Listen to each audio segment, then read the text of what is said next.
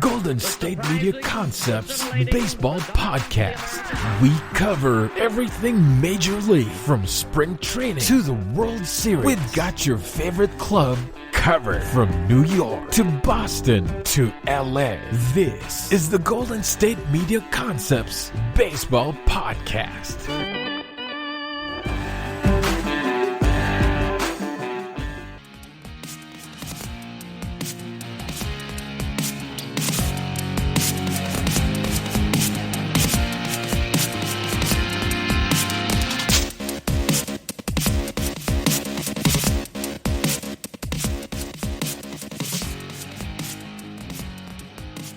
Hello and welcome in to another edition of the GSMC Baseball Podcast, brought to you by the GSMC Podcast Network. I'm your host, Kevin Mahalik. It's Monday, November 30th. Hopefully everybody had a fantastic holiday weekend this past weekend. We're coming to you here. We didn't have shows at the end of last week. I'm thankful for GSMC, who said, hey, enjoy the weekend, take some time with your friends, take some time with your family, enjoy yourselves, get away, come back next week, and now we'll be coming back to you guys once again on a daily basis, talking about baseball and everything that we have going on here. So we got a great show lined up for you here today. We're going to be talking about the latest news and notes across Major League Baseball, the rumors, everything that's taken place, and what's being said on the Twittersphere and such out there. We're then going to touch on some international prospects, a couple of guys, one from Korea, one from Japan, who will be posted, quote-unquote, here in the next couple of days. I'll talk to you guys all about what that means and what will take place. And then in segment number 4, we're going to have some fun based on some free agency, some lower-level guys, some names not at the top of the list, and talk about potential reunions and where I may like to see them ending up so we could have some fun here across the 2021 season. But I want to start out the top of the show here, giving thanks in our Thanksgiving episode. Since we were given the holiday off, I didn't talk to you guys on Thursday. So wanted to, first and foremost, give a shout out to Sarah, who behind the scenes here at GSMC does a ton so that we can bring quality episodes to you guys out there. She does a lot of the posting, the editing, the producing, all of that stuff there that isn't very glamorous, isn't very sexy when it comes to the podcasting world, but certainly necessary to have a fantastic product, not only within the baseball podcast, but across all other podcasts in the podcast network. So once again, very thankful for Sarah and all the work that she does for us behind the scenes here. Also wanted to shout out Tate, who brought me on here at GSMC, coming on, I believe, 8 or 9 months almost, here since December. It is right around the corner, and it may already be December by the time you guys are listening to this. So very thankful for the opportunity within the GSMC Podcast Network, and very thankful for Tate to giving me that opportunity. Also want to give a shout out, and I'm thankful for our sales individuals out there on the road, selling our advertising, working with our sponsors, our partners here to continue to make sure things, roll smoothly moving forward. So shout out to all the sales individuals out there. We appreciate it here as the people talking into a microphone, being able to do this because of the work you guys are doing. And then, of course, very thankful for my fellow baseball podcast hosts, the rest of the hosts within the entire podcast network. I know I talk to you guys about it, not only sports, but news, politics, relationships, books, whatever it is.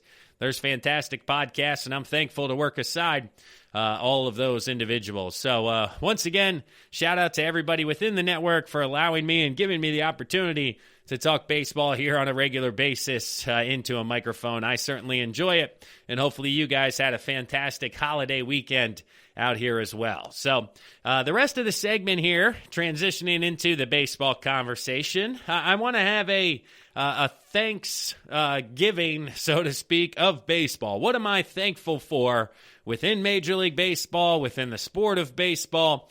Kind of all of the above. And we're going to have a little bit of fun here. Some of them are a little bit outside the box. Some are specific players. And, I wrote down a list of 13 things that ultimately I am thankful for when it comes to Major League Baseball and baseball in general. So starting out right at the top, number one, it has to be Mike Trout. And honestly, being from outside the Philadelphia market, Mike Trout, of course, is a southern New Jersey kid, so he's very local. We've heard, of Mike Trout for a long time here now, and then now he goes out to the Angels, and he's currently doing his thing. Arguably the best player ever in the history of baseball by the time, his career comes to an end. And the only thing I'm not thankful for is the fact that he went to the West Coast.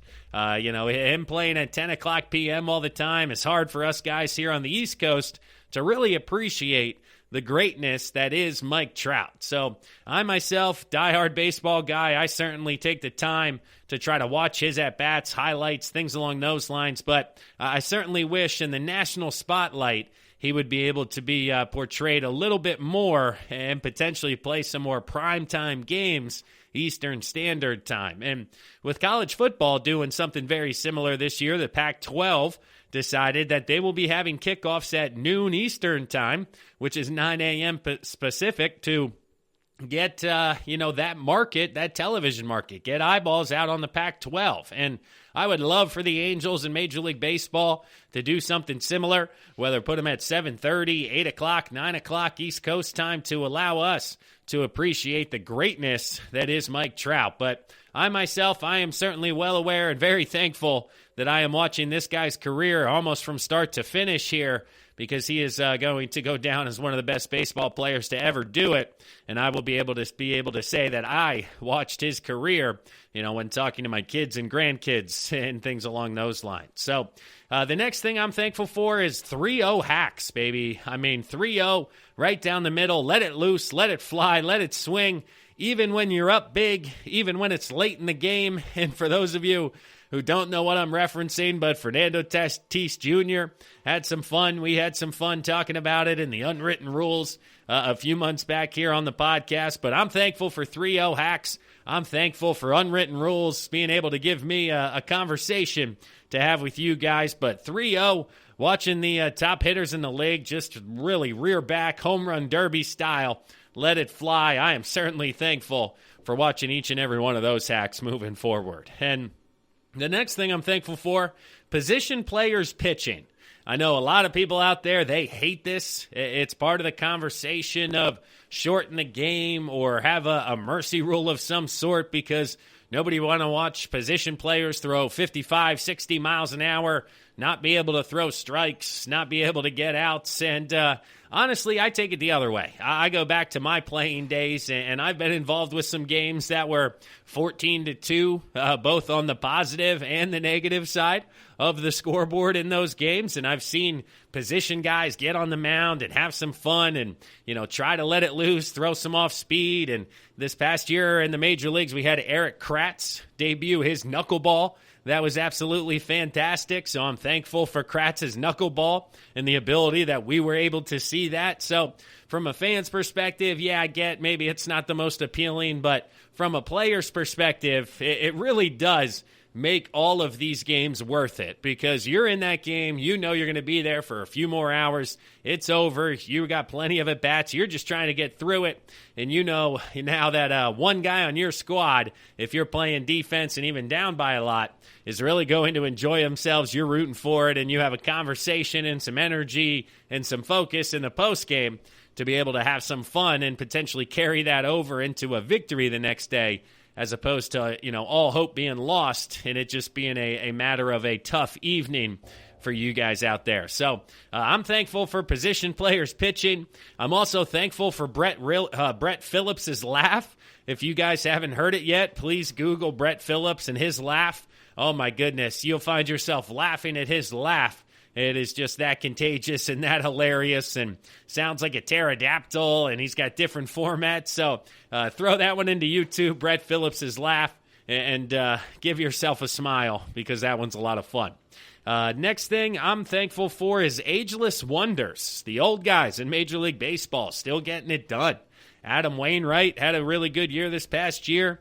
Nelson Cruz continues to mash baseballs at the age of 40. He doesn't look to be slowing down here. He's looking for a 2-year deal moving forward. Yadier Molina continues to be excellent behind the dish. Of course, Albert Pujols, he's faded just a little bit, but I'm certainly thankful for being able to witness his greatness over the past 10 years. And it'll be fun to watch him in what might be his final season here in 2021. I'm also thankful for 480-foot-plus home runs. This past year, there were 2 of them. Ronald Acuna Jr. hit one 495, which was the longest home run in 2020. And Giancarlo Stanton had one at 483. That was also just a mammoth shot. So very thankful for long home runs. And I enjoy watching those clips on YouTube and watching guys connect and watching that ball go a long way. Next thing I'm thankful for is baseball superstitions and just oddities and things along those lines that players do. Because, yes, of course, if everybody knows out there, certain players, left sock, left foot, right foot, or, sock, shoe, and then sock, shoe, or whatever it may be, right? Nomar Garciaparra in between pitches doing that entire thing with his gloves. And everybody has their ticks. Everybody has their tendencies. But then you also have kind of that off-the-path stuff, right? And we saw it this past summer with Bryce Harper, who grew his hair out during the offseason, down around the shoulders. He was going through a bit of a mini slump, got thrown out of a ball game, and came back the next day with a shorter haircut. And that's exactly what I'm talking about. I did it once myself. I believe it was my sophomore year in college. I grew the hair out to going into the year, started the first series 2 for 10, decided, okay, I'm going to give it another weekend, see what happens. I think I went like 1 for my first 6, and I shaved the entire head, buzzed it all the way down. And, of course, that was the reason why I then turned it around and had myself a fine season, just like Bryce Harper got hot and got locked in right after he cuts his hair after getting tossed when he was struggling a little bit. So baseball guys do a lot of fun stuff like that, and I'm just thankful for picking up on it and some of those tendencies and being able to laugh when something like that takes place. I'm also thankful for the Oakland A's stuffed animal fans this past season. They gave us one of the best clips of 2020 in the summer. There was a foul ball line drive that was hit into the stands, and it hit a big teddy bear that was like life-size, 6 feet, right in the side of the head. His head went whiplash back, and it looked like he was drunk. He had a beer in the canister because they were having some fun, and I was certainly thankful for that visual. And then the next day or two, the A's put a Band-Aid around his head and basically had a hospital tag on his wrist and had some fun with it, and I enjoyed that back and forth. And ultimately, the A's having some fun out there with some stuffed animals and their fans. So I'm also thankful for post-home run dugout dances. And this is something that's relatively new and has continued to evolve over the past couple of years. Whenever you hit a home run, a bunch of the kids coming down into the dugout, doing the dance through the tunnel, or, having the handshake or whatever it is with each of their players, and it's just a lot of fun, and it kind of goes against where we were in my day when I played, almost 10 years ago. When you came back into the dugout, you gave some high fives, maybe a fist pump, but it was more of, yeah, that's what you're supposed to do. That's what's expected of you.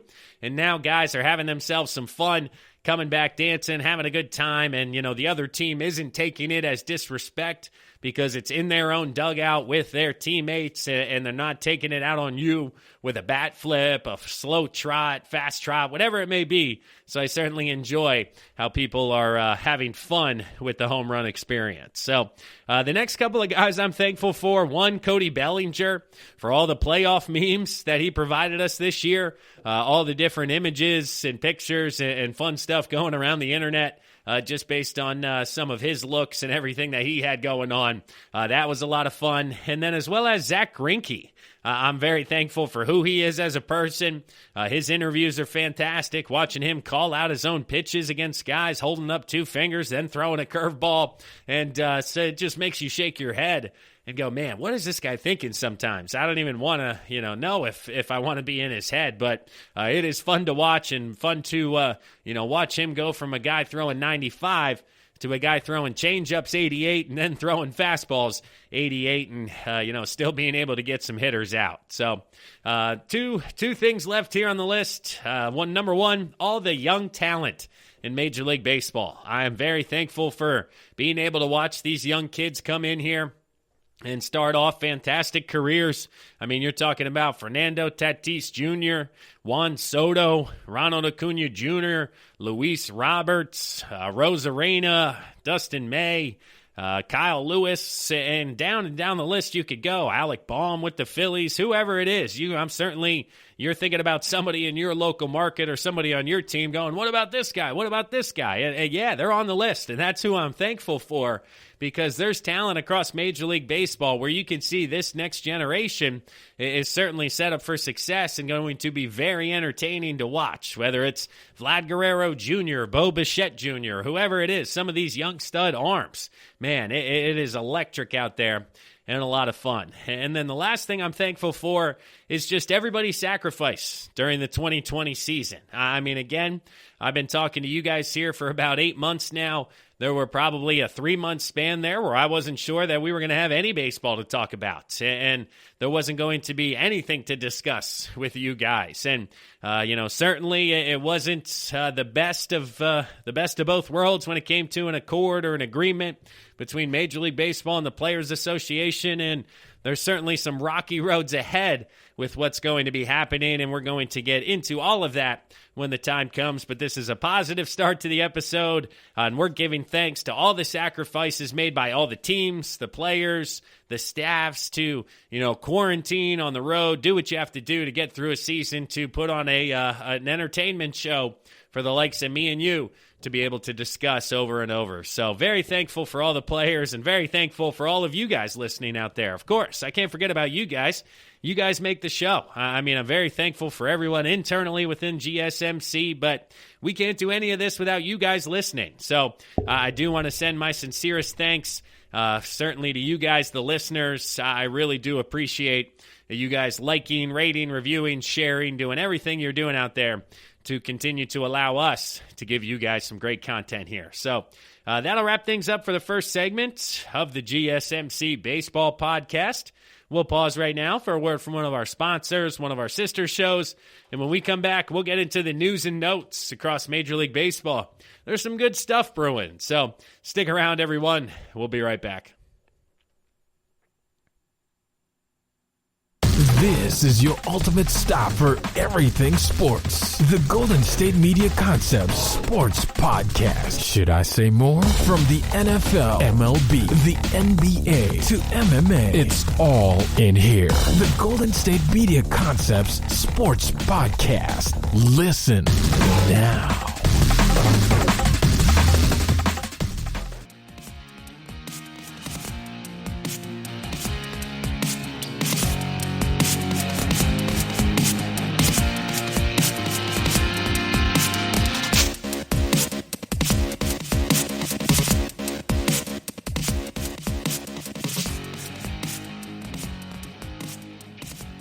Welcome back to the GSMC Baseball Podcast, brought to you by the GSMC Podcast Network.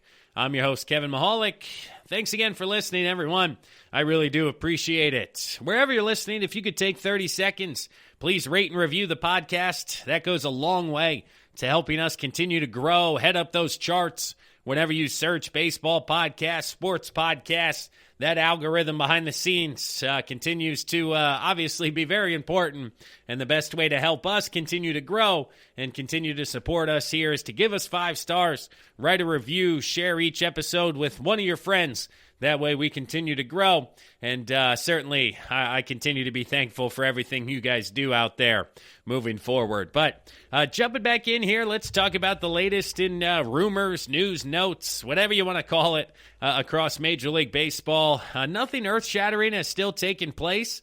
The calendar is transitioning here into the month of December, and all of the top free agents still remain unsigned, and honestly, I'm not going to get into it too much, but that is one thing about Major League Baseball that they really struggle with compared to the 3 other top professional sports leagues, and that is just the free agency aspect, free agency frenzy, right? Like in football, it starts on Friday, but the negotiation window comes into play Wednesday, and by Wednesday night, you're hearing this guy's going to sign here, X is going to go here, X amount of money. It's certainly, as a fan, something that I look forward to. It's a spot on the calendar going, yeah, in March, I can't wait for the 15th, because we're going to find out where guys are playing next year. We can start to have those conversations of, oh, well, how does this improve the team? Where do they go from here? What's the next move? And you start to see those building blocks taking shape in the NBA. Same particular deal. Free agency starts at midnight, and by the time you wake up in the morning,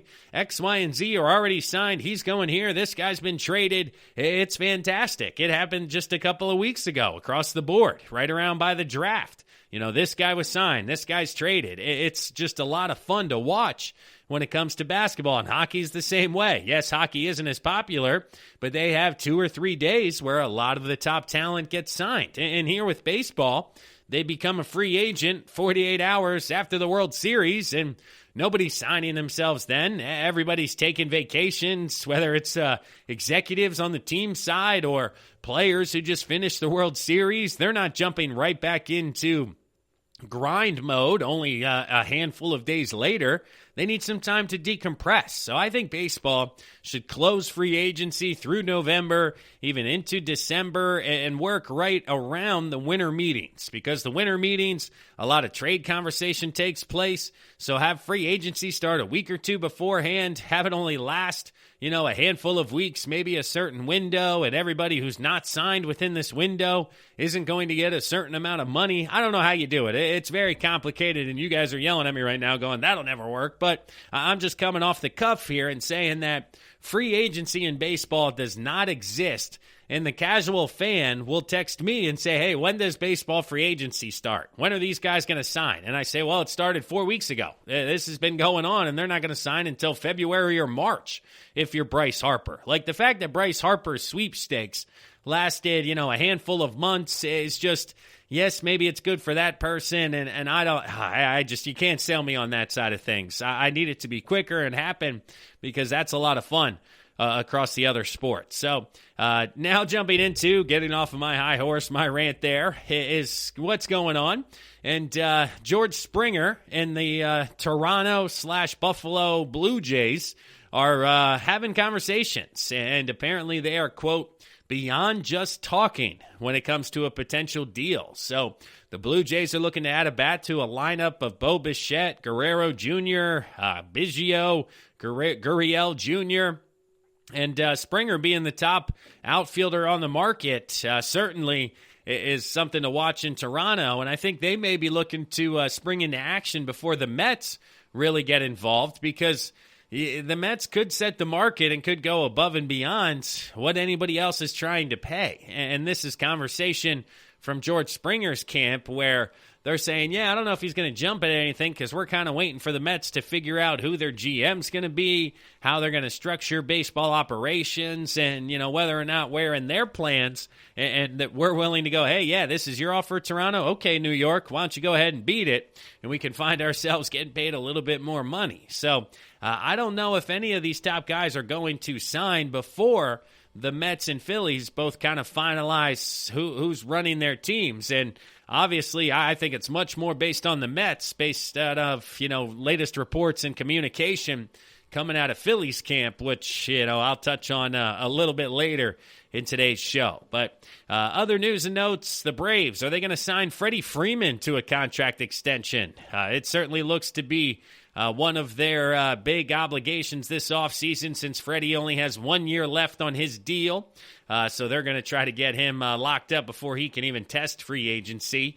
He's making $22 million this year, but obviously with the market being kind of 25 to 30, he's certainly going to look for a raise and something above and beyond that 8-year 135 he had gotten way back when, because only 31 years old, so he's maybe looking at another 5-7 year deal at 30 a year, maybe 5 and 150, certainly being the baseline. He had a high in average last year, on base percentage, slugging, obviously winning the MVP award. So he's going to be certainly a priority for the Braves this offseason, as they've filled in a lot of holes with one-year deals. Charlie Morton, Drew Smyly, Josh Tomlin. Now they're looking to lock up potentially Ozuna from the offseason market and then get Freddie Freeman on the books here over the course of the next 5 years. So they'll have that core set up to make a run here and be the, the opposite of the Dodgers in the National League, trying to get over that hump from out west. So Nolan Arenado, it doesn't look like it's going to happen to the Dodgers. I talked to you guys in detail about a week ago on how that could break down and ultimately could take place. But as more and more rumors are coming out, it looks that $199 million over the next 6 years is one of the biggest impediments into the deal taking place. So with the downsized COVID economy, people within the sport are saying that, that contract may be a little bit too high even for the Dodgers to try to dip their toe, into that pool and bring Nolan Arenado to town. So if it's going to happen, it certainly looks like it's going to be more of the Arenado opt-out new contract with the Dodgers walk of life and not just the trade from the Rockies over to the Dodgers side of things. Yadier Molina, he is getting a lot of interest when it comes to free agency. The Padres have shown interest, the Angels, along with the Mets and Yankees, both having talks with Yadier. He was recently doing an interview where he said he was looking for a 2-year deal with a contending ball club. He's not solely focused on the money aspect side of things, but really wants to win another championship before he retires. He thinks he has 2 more good years left in him.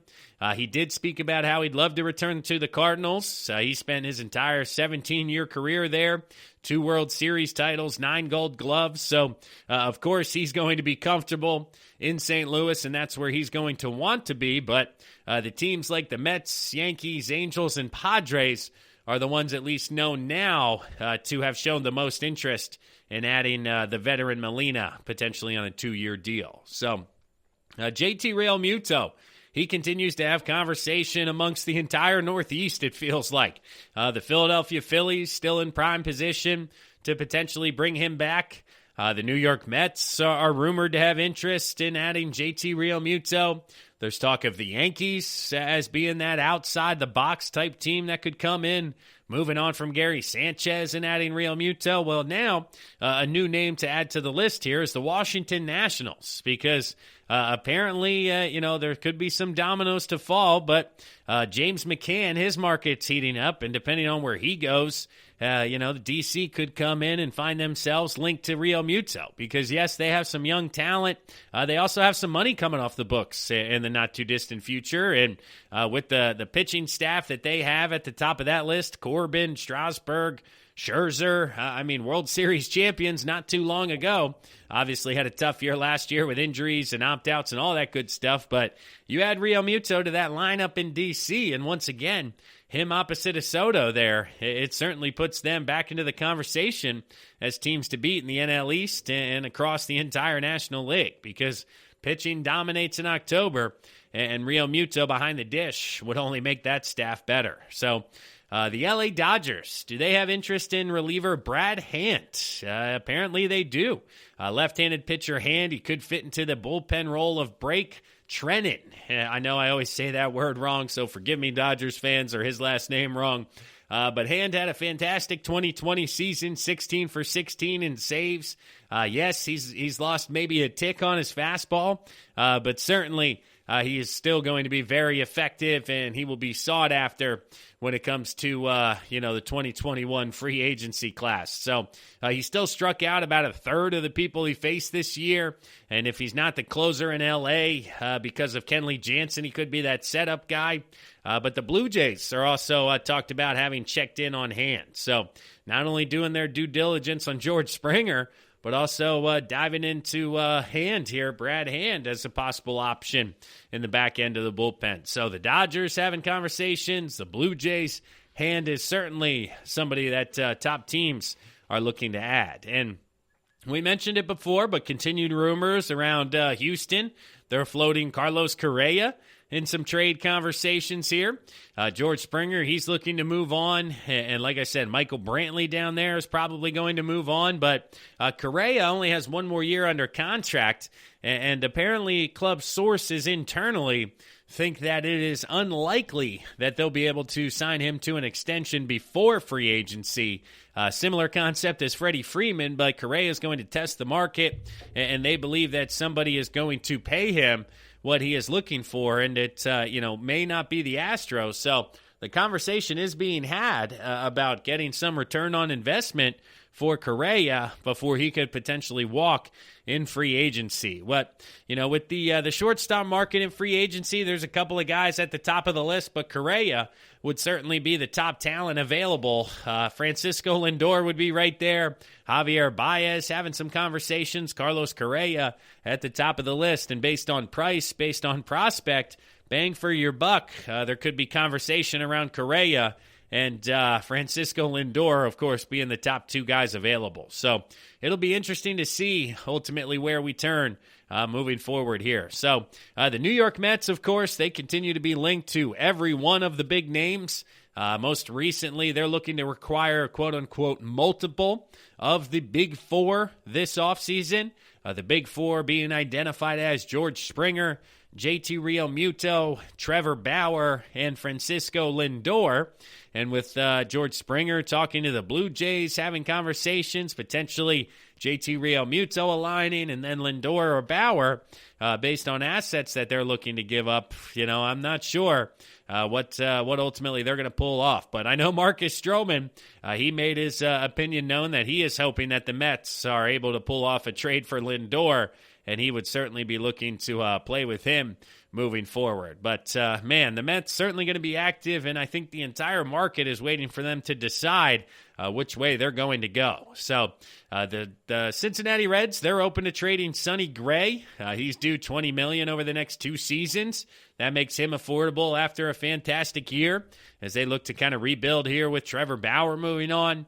The Texas Rangers are listening on Lance Lynn. He's available moving forward. We've discussed him in some detail. But lastly here, the Blue Jays. Man, here they are again coming up in all of these rumors. They're looking at Michael Brantley if they can't acquire George Springer. They're also looking at Turner. Justin Turner was with the Dodgers the last 7 years. At third base, potentially being an upgrade. So it'll be interesting to see ultimately which way Toronto goes here. But wrapping up our rumors, let's see. The Red Sox, they're involved a couple of times here. They talked the Chris Bryant trade with the Cubs, having an initial conversation. Andrew Benintendi could be involved. He's a name rumored to be on the list there, but the Red Sox possibly adding Chris Bryant. And then the San Francisco Giants, they are interested in eyeing Lester from the Cubs. So the Cubbies could lose Lester into that rotation as the Giants look to add a veteran to kind of stabilize things as we're moving forward. And then the Red Sox growing on the list of people interested in J.A. Happ as we wrap things up here. So a lot going on. Nobody has signed. Nothing is set. Not a lot of trades happening right now. Certainly gets back to my initial complaints about free agency and how we basically just have Twitter rumors to discuss with you guys over the next couple of weeks here. But that'll do it here for the second segment of the GSMC Baseball Podcast, brought to you by the GSMC Podcast Network. I'm your host, Kevin Mahalik. We'll pause, step aside right now for a word from one of our sponsors and one of our sister shows. But when we come back, we'll talk about the international signing period. A gentleman from Korea going to be posted, a gentleman from Japan, as well as a list of other prospects who could be signed this offseason. So stick around, everyone. We'll be right back.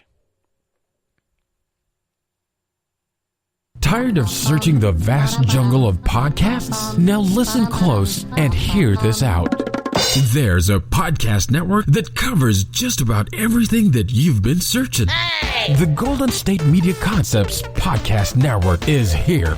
Nothing less than a podcast bliss with endless hours of podcast coverage. are. From news, sports, music, fashion, cooking, entertainment, fantasy, football, and so much more. So stop lurking around and go straight out to the Golden State Media Concepts Podcast Network. Guaranteed to fill that podcast itch. Whatever it may be. Visit us at www.gsmcpodcast.com. Follow us on Facebook and Twitter, and download us on iTunes, SoundCloud, and Google Play.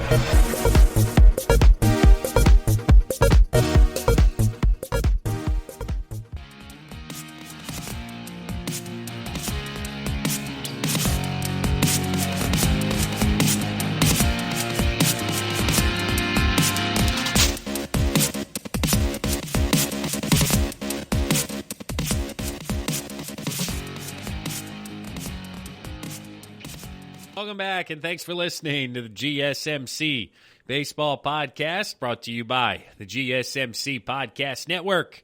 I'm your host, Kevin Mahalik.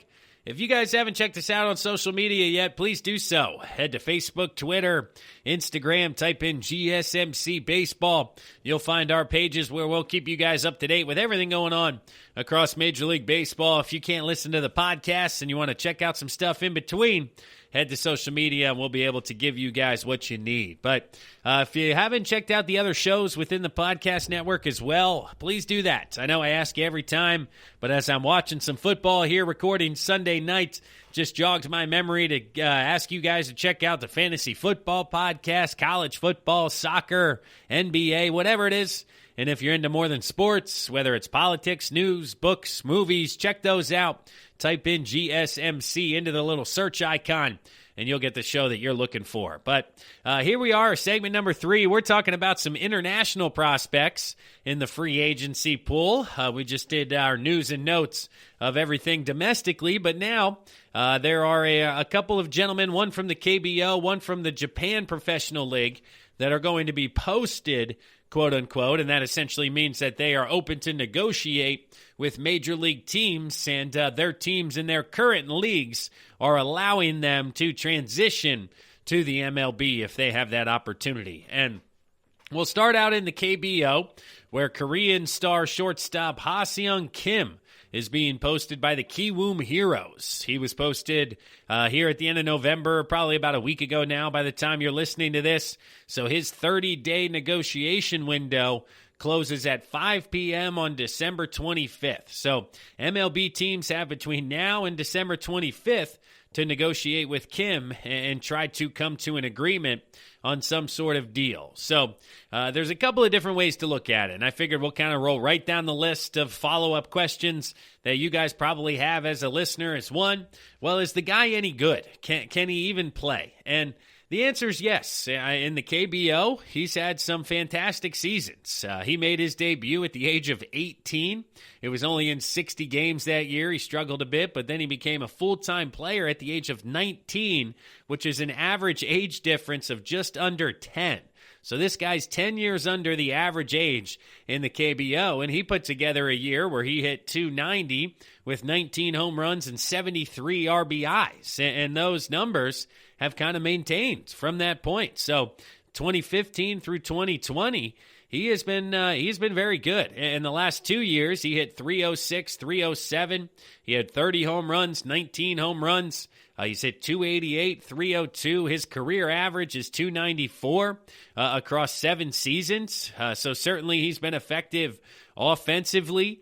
He even, is effective on the base paths. He was 23 out of 25 in stolen bases attempts this past year. He was 33 of 37 in 2019. So the past 2 years, really been more aggressive on the base paths. His strikeout percentage is only 10.9 in 2020. It was 12.8 in 2019. So the guy doesn't strike out a lot. He puts a lot of balls in play.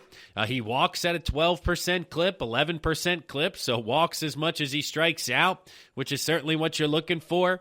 Plays average defense according to the metrics here. And one thing I'm looking at, and this is one of the first things that I have seen, but Fangraphs or Zips has a projection system that basically translates the KBO stats into what they believe to be major league statistics. So looking at the last handful of years here, we'll kind of break them down one by one. So in 2020, he hit 306 with 30 home runs and 109 RBIs. Well, based on Zip's algorithm, everything they plug in, that would equate to hitting 274 at the major league level with 29 home runs and 88 RBIs. So not quite to that level, but, just for reference point, shortstop who hit 274 last year, going up and down the list here, is Dansby Swanson for the Braves. So Dansby was very effective for a NL East winning Atlanta Brave team. So it just kind of goes to show,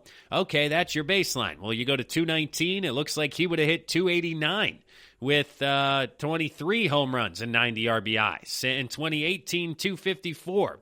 In 2017, 270. So, certainly an average there of 270 over the course of 4 seasons is exactly what you're looking at. And, a couple of scouting reports, they talk about how he's a good athlete, good instincts at the shortstop position, average to above average arm strength, nothing spectacular. But his projection is above average hitter with enough power to hit 10 to 15 home runs a year, be a plus runner who adds value on the bases.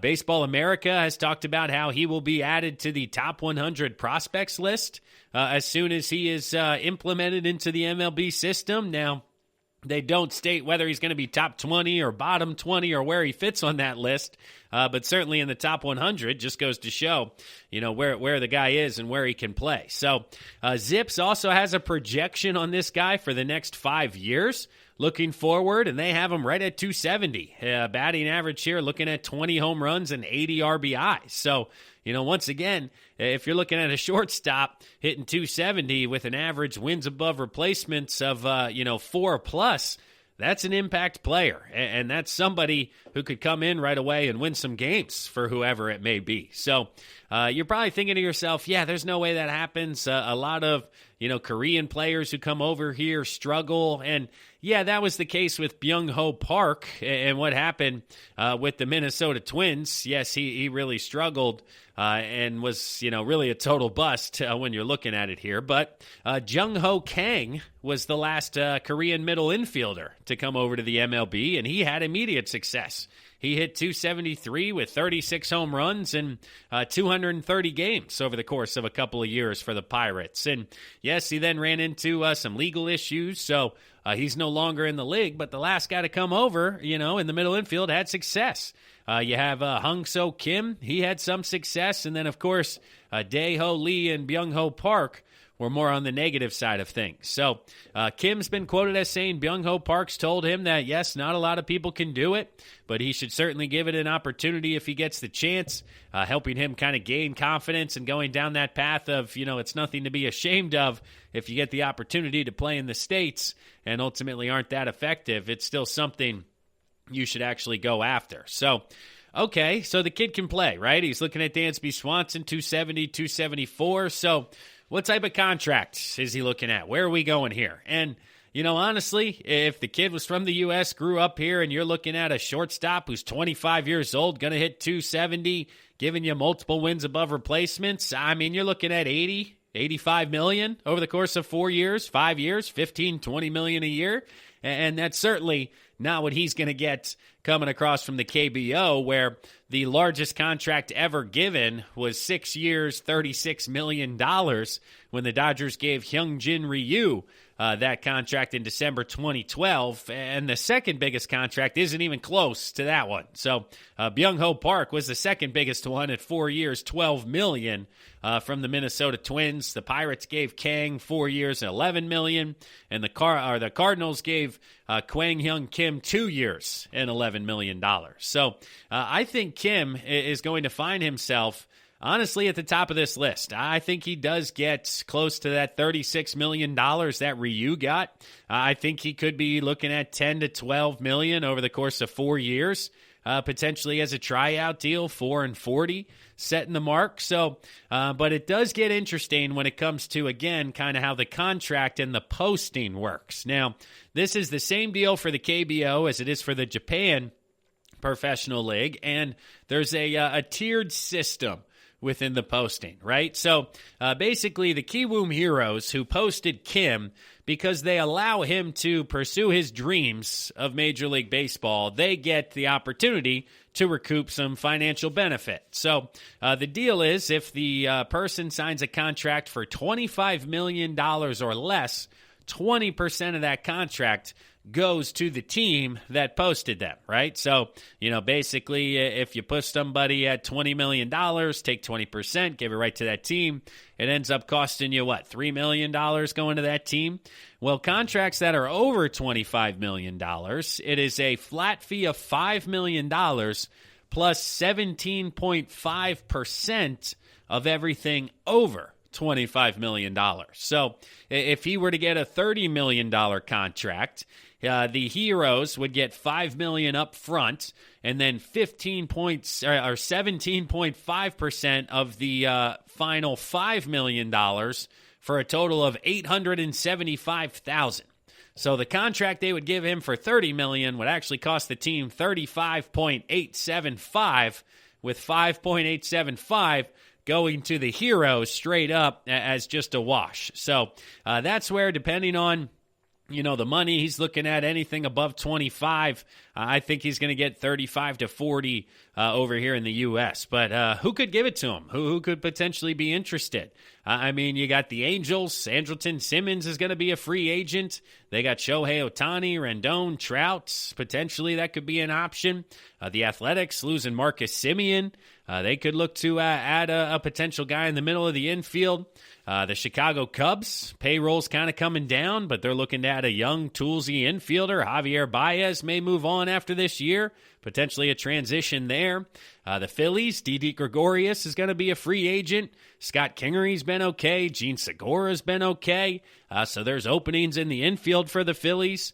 You got the Rangers, the Reds, the Tigers. There isn't a shortage of teams looking at a 25-year-old shortstop with the potential floor of a Dansby Swanson and upside even beyond that. So it'll be interesting to see ultimately how Ha-Seong Kim ends up and ultimately who posts and where he ends up here in free agency. But the other gentleman coming over from Japan, Tomoyuki Sugano, is a bit more established, right? So Sugano is 31 years old compared to Kim, who's only 25.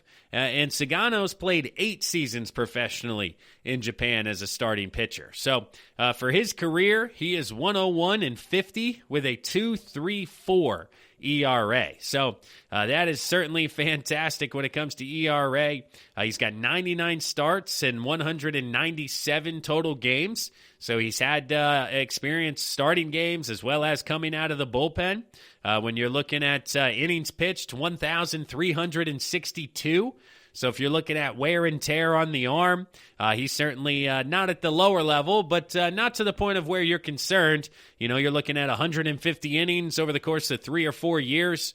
That'll give you, 600 innings? So he'd be at about 2,000 if everything goes well during the life of a potential contract. So that's certainly something that I don't think teams are concerned about and the issues they have moving forward. So the rules are the same when it comes to the contract and the posting from Japan as well as Korea. So, the conversation's very similar. Can Sugano get it done? Well, if you watch some highlights, if you check things out, earlier in his career, he was a high 90s guy. He lived 95, 96, topped out at 98. But then he had some trouble. He had some injuries that he had to go through. He had to deal with. So now, he finds himself kind of more low to mid-90s. He works multiple fastballs, 4-seam fastball in the mid-90s, 2-seam lower 90s with some run. But his spin rate is very high or would be in the higher percentile when it comes to Major League Baseball. And certainly spin rate on the 4-seam makes the fastball, play faster than it actually is, because the more rotations it's doing, the more it's fighting gravity and the more it's maintaining its plane through the strike zone and allows you to elevate and be successful. He offsets that with the use of a slider, a splitter, curveball occasionally. But the guy has been excellent. He was a previous MVP over in the Japan Professional League, I believe back in 2014. He was 12-5 with a 2.33 ERA. when he was named MVP. He's been an all-star multiple times on the pitching side of things. So is he an ace? Is he a top-of-the-rotation style of guy? Early reports, scouting reports, highlights tell you no. But he's certainly a middle-of-the-rotation fixture for a winning ball club, in my opinion. And I've seen the likes of the New York Mets potentially being interested. If they're not able to add Trevor Bauer on the pitching side, they could look at, let's see here. They could look at him, Sugano, as a potential plan B. A little bit less price, but middle of the tier guy behind DeGrom, Syndergaard. I personally, if I'm the Phillies, would be interested, putting him behind Nola and Wheeler, adding him to the likes of Spencer Howard. The LA Angels always need pitching, could be added. The Yankees, any big market team is in the conversation. But Sugano was recently posted, and it looks like he's going to make the move to the major leagues. It's just a matter of who's looking to add a middle-of-the-rotation piece at potentially an effective price. So, $40, $50 million contract potentially is what you're looking at. Again, $40 million costs you around $48 after fees, but I think both of these guys can be successful. I think Kim is young enough, athletic enough. He'll be able to adjust to pitching at the major league level. Yes, of course, he'll probably struggle a little bit early, but I think he'll be able to turn things around. And then watching Sugano throw, his ability to work the four-seam, two-seam off of the splitter and kind of maintain that plain four-seam and splitter overlapping there will lead to success at the top of the zone and the bottom of the zone. So a couple of free agents added to the pool here that you guys may not be as familiar with out there listening. Hopefully you learned something on some of these guys. Do Google them, check them out. But they could be coming to a market near you very shortly. But that'll do it for the third segment here of the GSMC Baseball Podcast, brought to you by the GSMC Podcast Network. I'm your host, Kevin Mahalik.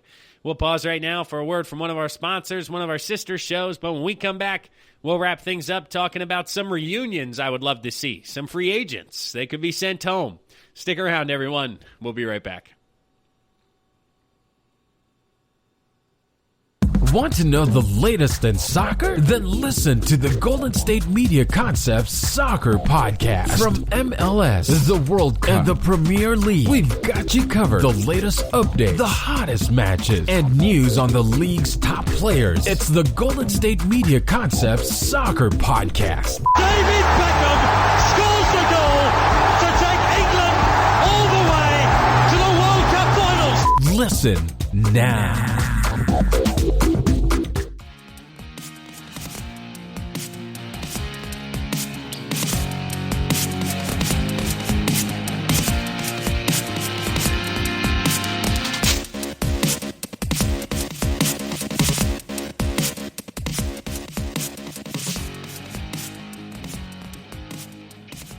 Welcome back, and thanks again for listening to the GSMC Baseball Podcast, brought to you by the GSMC Podcast Network. I'm your host, Kevin Mahalik. I appreciate it. Hopefully everybody out there had a fantastic Thanksgiving weekend, spent some time with friends and family, enjoyed the holiday. I know here in the Northeast in Pennsylvania, Black Friday is a big hunting weekend. So a lot of people take off from work, enjoy themselves. I saw a lot of people getting their Christmas trees, starting off the holiday season as the weather's turning from fall to winter, or maybe it's already winter, depending on where you're listening to this. But I certainly enjoyed my time away. Once again, I'm super thankful for everybody internally within GSMC, as well as you guys, the listeners, because none of this is possible without you guys listening, without you guys hitting that subscribe button, hitting that play button every couple of days, listening to myself every day, listening to GSMC. I know I appreciate it, and I know everybody else within the network does as well. So it is time now for our fourth and final segment, where I was trying to figure out what to talk to you guys about, the latest of everything that's going on, news, notes, what do we have? And I was reading a couple of articles about my beloved Philadelphia Phillies. You guys know I'm local here to Philadelphia, and reports have come out that the Phillies have lost almost $150 million this past offseason, or this past regular season, I should say. They just let go of a few more employees going on, and then the rumors are that John Middleton, the owner of the team, is telling potential general managers that they don't have the money to pursue top free agents. They don't have the money to re-sign JT Realmuto. And now I don't know if this is true or not. Again, this is all kind of rumors coming out of Philadelphia and what's taking place. But as a fan, certainly that is very upsetting to hear because, we've heard this guy come out in press conferences and talk about they're going to do everything they can to bring that trophy back and they're going to go for it. And it's like, oh, my goodness. And we don't, this is what we have to deal with a billionaire owner complaining to us about how he's losing money and doesn't have the money to pay top talent in baseball when right up the road in New York, they have a brand new owner who, they lost more money than the Phillies did, according to reports. Again, nothing is confirmed because Major League Baseball won't open their books to show the actual stats or the actual bottom dollar. But the Mets are scheduled to lose more than the Phillies, and they have an owner coming in, and the entire narrative is that they're going to get potentially 2, maybe even 3 of the top free agents, and all we're hearing in Philadelphia is that we don't have the money for any of them. So it's a tough time to be in Philly. But as I was reading this, kind of figuring out which way the Phillies are going to go this offseason, who could they add? Are they going to make any moves? What's going on? And one name that popped into my head as a potential buy low signing was Cole Hamels. Cole Hamels last year was with the Braves. 1-year deal, but he had shoulder fatigue, so he didn't pitch a lot down there. He's certainly on the last leg of his career, but reunion in Philadelphia, I believe, would be welcomed from the Cole Hamels side of things. I think fans wanted him here last year. They soured on him a little bit when he did sign with the Atlanta Braves, but the injury, I believe, saved him in the minds of many fans around here because they didn't have to see him in that uniform pitching against the Phillies in big games or down the stretch or having success. And so I think the local market would still be open to Cole Hamels returning to the Phillies. And then there's another former Philly who could be an option, and that's Trevor May. He was a 4th-round pick of the Phillies way back in 2008 before ultimately he was dealt in 2012 for Ben Revere. And Trevor May has been excellent for the Twins the last handful of years. The Phillies, of course, their bullpen is absolutely horrendous. So that's something that they're going to look to improve upon. And I thought, man, maybe they'll bring back Trevor May. So that jogged the memory across Major League Baseball and got me thinking, okay, what are some other free agent reunions that could be a lot of fun to get into? What are some other, players who could go back to original teams that even maybe I don't remember? And then continuing with the Phillies, I was thinking Didi Gregorius could go to the Yankees. And then it's like, no, he actually started his career with the Cincinnati Reds. He was an international free agent signing back in 2007.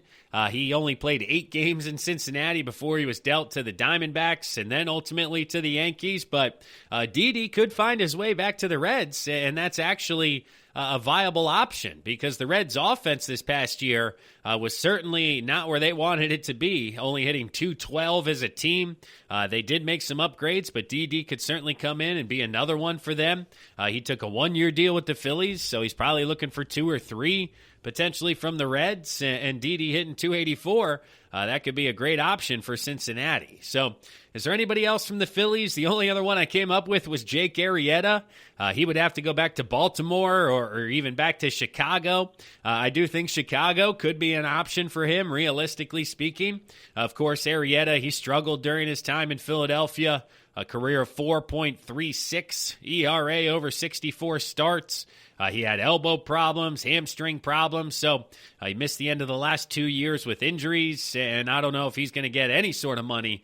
But Chicago, maybe looking at a low-end value at the back end of their rotation could be something that they could add on. But outside of the Philadelphia ties and the Phillies ties, there's a few others out there I was looking at based on some free agents, just kind of pulling up top available free agents and figuring out where it would be a lot of fun for them to head back and have some success. And Rick Porcello heading back to the Detroit Tigers. That one would be a lot of fun. And as well as James McCann, now that I'm looking at the list here. McCann was there. He left after 2018. He had 2 productive years. And Rick Porcello, of course, was there before that. And, man, it would be interesting to see Porcello back in Detroit. He won 76 games for them from 09 to 14. So yeah, that would be cool to see Porcello back in Detroit. Then you could also have Garrett Richards head back to the Angels. Not long ago, he was out there in L.A. He had to deal with some health issues, had some injuries. Then he ended up with the Padres, but recovered from Tommy John surgery, had 14 outings in 2012. He was up to 95 with his fastball, so he could potentially be a steal on the free agent market. Of course, the Angels, they already have some big contracts on the books, so they may not be able to go after Trevor Bauer, but it certainly seems like a much lesser cost and a familiar face of Garrett Richards could actually be a nice option out there for the Angels. And now heading to the American League Central, you got Jose Quintana, who's going to be a free agent after his time with the Cubbies. Of course, Tony La Russa being hired by the White Sox. That would be where Quintana would need to go during his time there with the White Sox, 2012 through 2017. He had a 3.51 ERA for the White Sox in 172 outings. Whether it was starts, bullpen, he did a little bit of both. He was traded in 2017, and he hasn't been as good for the Cubbies, 4.24 ERA since he went to the north side. So, maybe if he heads back to the White Sox, he could find some success once again in the windy city of Chicago. You could have Corey Kluber returning to the Padres. He was a Double-A guy for the San Diego Padres when they sent him to Cleveland back in 2010, and the key name in that trade was Ryan Ludwig. Of course, that didn't move out. That didn't pan out for San Diego as they never reached the postseason. And Kluber, of course, went on to win 2 Cy Youngs with the Indians. So that was not a positive trade if you're a Padres fan out there. But now with Kluber's former teammate in San Diego, yes, he's going to miss this year, Mike Clevinger, but they know each other, so he has a familiar face out there. Could help with the transition. Kluber was most recently cleared to have a normal offseason for the first time in a handful of years. He missed 2019 with a fractured forearm, and he only threw 1 inning in 2020 before a shoulder injury popped up. So Corey Kluber, former 2-time Cy Young winner, has missed the last 2 seasons with injuries. And, maybe they take a chance in San Diego and bring him back and fix the worst trade potentially in team history there. It certainly didn't pan out, that's for sure. But Brad Hand to the Marlins. We talked about Hand in our news and notes segment being sought after. Of course, Miami was not in that discussion, but that would be fun and interesting to see. JT Realmuto back to the Marlins could be another one coming from free agency, but Hand would certainly be more realistic. He was a second-round pick in 2008 for the Marlins, made his debut in 2011, and then ultimately fizzled out by 2016 when the Padres plucked him off waivers, and he certainly figured things out since then. But Hand back to the Marlins, where he was at for a number of years, would certainly be an interesting one to watch. You also have Nelson Cruz. Where can Nelson Cruz end up? My man's been all over the place, but I forgot he was once with the Seattle Mariners, thinking back to earlier in his career. Whether it was he was with the Twins, he was with the Orioles, but he was also with the Mariners from 2015 to 2018. And again, because he was buried on the West Coast, a lot of people don't even remember that time. But he averaged 40 homers and 140 RBIs and almost carried them to the playoffs for the first time in forever. So seeing Nelson Cruz head back out to the Northwest could be a lot of fun. You have Jake Odorizzi, formerly of the Twins. He could head back to the Tampa Bay Rays. Charlie Morton declined his option with the Rays, so they're looking to add some starting pitching. Blake Snell potentially on the trade block. So Odorizzi could be a replacement down there. He was required by the Rays in 2012 in a deal that sent James Shields and Wade Davis to the Royals. Odorizzi spent the next 5 years in Tampa Bay before he got traded to the Twins. So certainly they know what they like down in Tampa Bay, and Odorizzi seems to be at the top of the list of people who Tampa could look to add if a lot of these other moves don't pan out for him. But the one that I think could happen this offseason, and you guys out there are probably thinking of the most often, is John Lester returning to the Red Sox after his time in Boston. Because, yes, I know they lowballed him when it came to negotiations and contract extensions, and they ultimately traded him to the Oakland A's before he ended up with the Chicago Cubs where he won his third World Series. He already has 2 in Boston. Lester did have a bit of a down year in 2020, 5.34 ERA. It's not, where he wants it to be, but some uncertainty in Boston's rotation. Chris Sale coming off an injury. Rodriguez coming off of a coronavirus heart issue. And then you have Nathan Eovaldi, who's certainly got some questions based on his career, whether it's starting, bullpen, whatever it is. The Red Sox are looking to add starting rotation, and John Lester could be an option for them. Now, of course, he's looking to work out a new deal with the Cubs. The Cubs have expressed interest in bringing back Lester, but he also hasn't shut down potential reunion with the Red Sox, and neither has Boston. So, Chaim Bloom back there in Boston, give Joe Lester a call and get him back into town here. But those would be a lot of fun. Do any of them happen? I'm not exactly sure. I think, honestly, maybe 1 or 2 out of the, 12, 13, or 14 names we just covered could potentially happen. Cole Hamels to the Phillies, really outside of the box. I don't think Didi goes to Cincinnati. I don't think Arrieta ends up with the Cubs. There's a lot of these. Nelson Cruz is going to go back to Minnesota. He's not going to end up in Seattle. So a lot of these are a bit far-fetched and outside of the box. But I was just looking to have some fun with you guys here Sunday nights as we're recording, as football's coming down the stretch. Another fantastic weekend here. So thanks again for you guys listening. But that'll wrap it up. That'll do it for another fantastic episode of the GSMC Baseball Podcast. I'll ask you guys one more time before I let you out of here.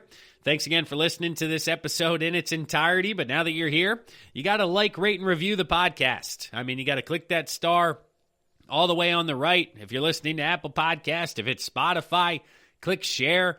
Text it to one of your friends. I know you guys have a group chat going on. Say, hey, baseball's in the offseason, but Kev still talking about a lot of great stuff. You're going to want to give him a listen. You're going to want to check it out. Like I said, that goes a long, long way in helping us continue to win that game behind the scenes when it comes to the algorithm and continuing to grow and spread behind the scenes.